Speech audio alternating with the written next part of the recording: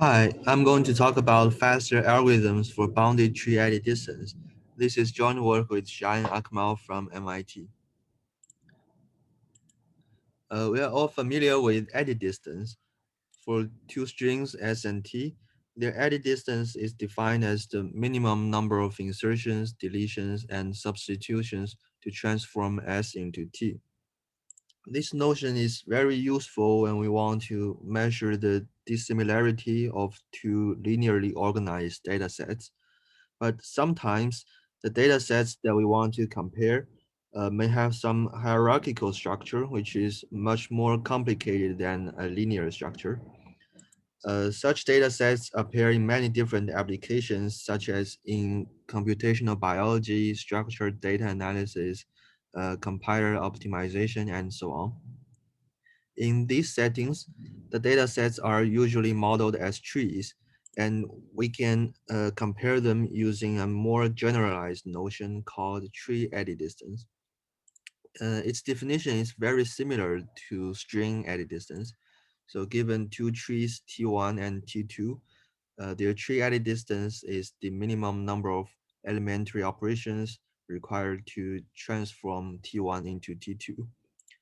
More precisely, here we assume that the trees are rooted and the children of a tree node are ordered from left to right, and each node has a label from some alphabet.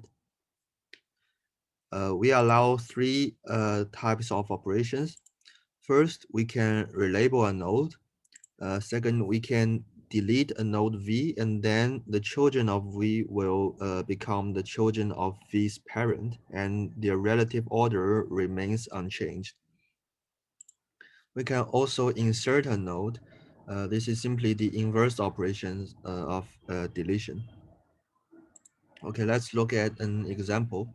Here we have two rooted trees, T1 and T2, and each node has a lowercase letter as its label. We can transform T1 into T2 as follows.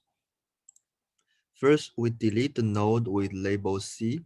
Then its children B and D will replace C and become the children of A. Note that the order of the children is unchanged during this operation. Then we relabel the root node from A to E. Finally, we insert uh, a node with label B as a child of E and let the two nodes labeled D become the children of B. So we use three operations in total, and it's not hard to see that it's optimal. So the tree edit distance between these two trees is 3. Now let's look at previous algorithms for tree edit distance. So this problem has a long history, and the best known algorithm has n cubed running time. These algorithms are based on dynamic programming, and they are powerful enough to solve the more general version of weighted tree edit distance, where the cost of each operation can depend on the involved characters. Well, in our case, we assume each operation always has unit cost. It's known that this weighted version of tree edit distance cannot be solved faster than n cubed unless APSP conjecture is false. In this work, we consider the setting of bounded tree edit distance. This is motivated by the fact that in practice, the two inputs are usually very close to each other. So we can assume that we already know an upper bound k on their distance. For example, for the string edit distance problem, we can get better algorithm parameterized by k, running in n times k time or even m plus k squared time. If k is linear in n, then they have the same running time as the quadratic algorithm, but for smaller k, they are much faster. For the tree edit distance problem, we also know similar results. There was an algorithm in n times k cubed time, but this running time doesn't match the cubic algorithm when k is larger than n to the 2/3. So In this work, our result is an improved algorithm in n times k squared times log n time. We can see that our algorithm outperforms both previous algorithms uh, if k is at least log n and at most n over root log n. Okay, now let's give an overview of our techniques. Our algorithm is based on the dynamic programming algorithm in n cubed log n time by Klein. The idea is that if we know the distance of the input trees is bounded by k, then we can prune a lot of unuseful DP states, and only nk squared log n many states are useful. So this pruning idea was previously used in many algorithms. For example, in the string edit distance problem, uh, the DP table has n squared entries in general, but if we know the distance is at most k, then we only need to care about the states I comma j where I and j differ by at most k. So there are only order k times m many useful DP states. Similarly, Tuesday's algorithm for tree edit distance was obtained by pruning the DP states in Zhang and Shasha's algorithm, which reduced the running time from n to the fourth to n times k cubed. However, their idea does not straightforwardly apply to Klein's algorithm, which is faster than Zhang and Shasha. This is because Klein's algorithm is more complicated than Zhang and Shasha, so we need some new arguments to do the pruning correctly. Before describing our pruning idea, we first need to review Klein's algorithm, which is a dynamic programming. Suppose we want to compute the edit distance between two forests, F1 and F2, which may consist of several trees ordered from left to right.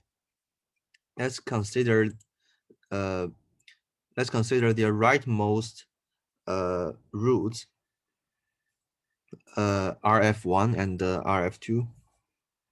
So there are several cases. The first case is these two roots are matched to each other. In this case, the subtrees in the red circles should also match each other, and the trees to the left should also match. This is the blue part. So we need to compute these two edit distances recursively and add them together. And if the two rightmost roots have different labels, then we need to perform another relabel operation, which add the cost by 1. Okay, and the second case, the node RF1 is not matched to anyone in the other forest F2. In this case, we have to remove this node, and then it becomes the distance between the remaining forest and the F2.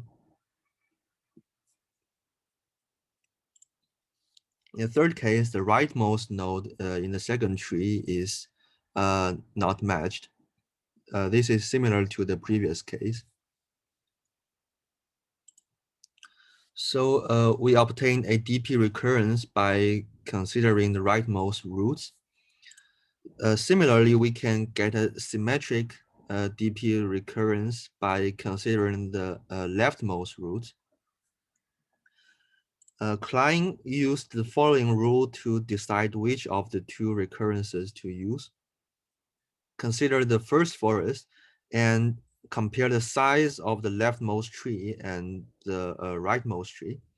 If the leftmost tree is smaller, then we recurse using the leftmost roots. Otherwise, we recurse using the rightmost root. Klein showed that if we use this rule, then the DP algorithm will only visit order n log n many subforests of the first tree, T1. This was proved using a heavy light decomposition argument. And in the second tree, there are at most order n squared many distinct subforests. This is because, informally speaking, each subforest visited by the DP is a kind of a contiguous part of the tree. So yeah, so the total number of DP states is n log n times n squared, uh, which is n cubed log n. Each DP transition takes constant time, so n cubed log n is also the final time complexity of the algorithm.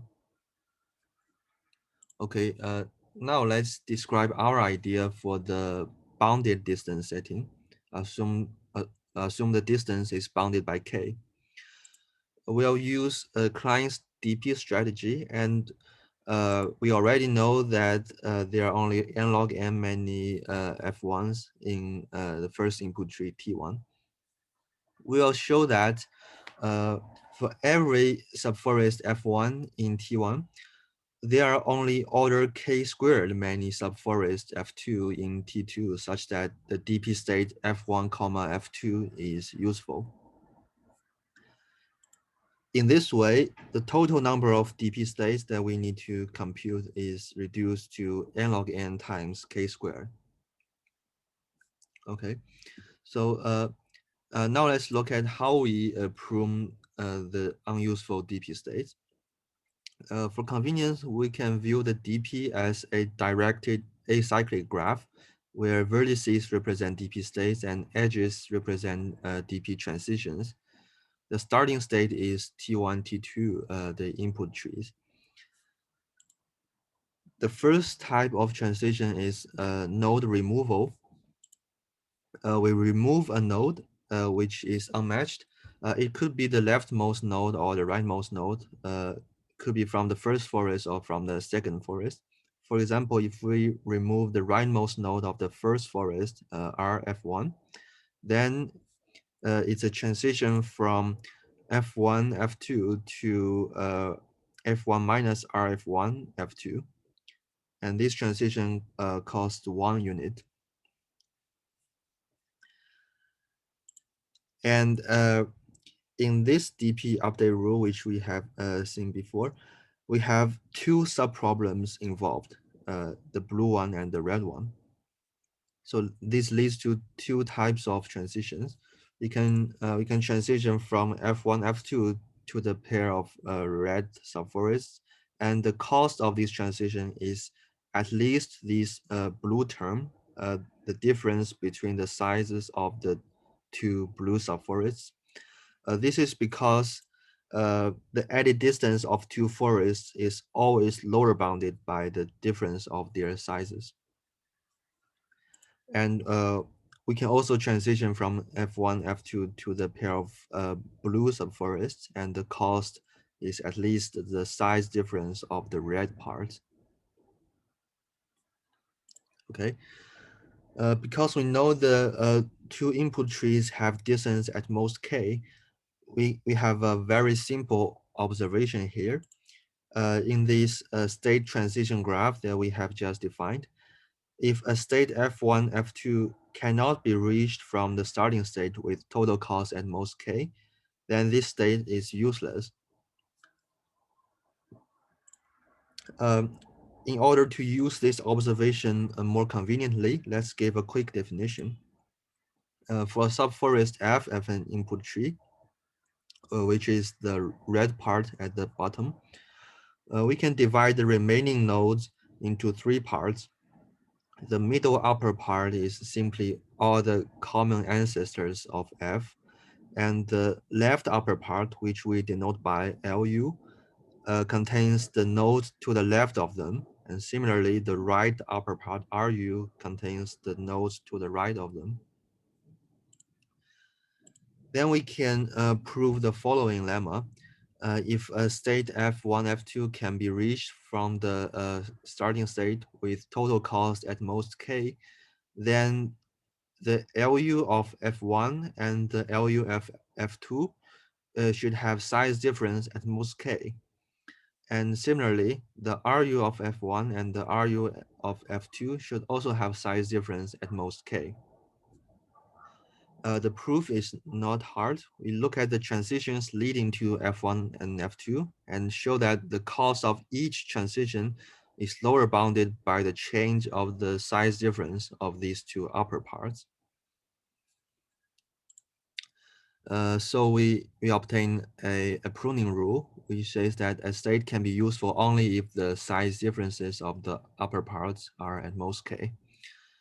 However, uh, this rule alone is not sufficient for reducing the number of useful states because we have the following example where we have a very long chain here, and for any node on this chain, if we look at the subtree rooted at this node, which is the red part, the LU and the RU of this subtree will always be the same. So there could be a lot of states that satisfy this pruning rule. So to resolve this, we simply add another pruning rule. A state F1, F2 can be useful only if their sizes differ by at most k, because otherwise the tree distance between them would already exceed k. Okay, then we look at this example again.